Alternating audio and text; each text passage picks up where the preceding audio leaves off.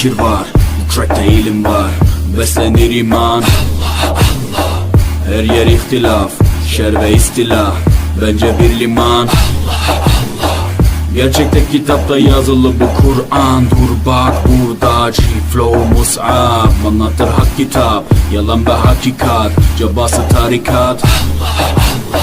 Sana yobaz derler, böyle olmaz derler. Onlar gibi düşünmedikçe çoban derler. Biz Müslümanız, düşüncemiz hüsnü zandır. Bak istediğin güçle saldır, biz Rabbe müptelayız. İşimde Allah, dilimde Allah, zikrimde Allah, fikrimde Allah, aklımda Allah, aşkımda Allah, aslımda Allah, kanımda Allah. Hasbi Rabbi Cellallah, ma fi kalbi gayrullah.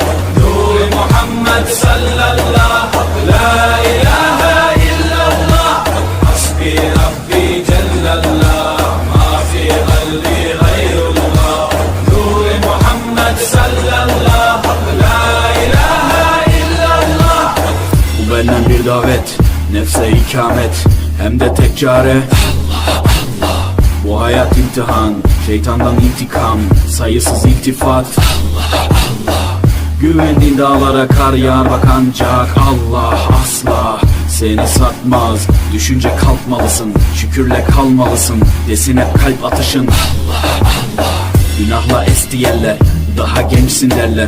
Bu hayat basamakları, çürük merdivenler. Senden bir istirham, devamlı istiğfar, gereken irtibat Allah Allah. İşimde Allah, dilimde Allah, zikrimde Allah, fikrimde Allah, aklımda Allah, aşkımda Allah, aslımda Allah, kanımda Allah. Hasbi Rabbi Cellallah,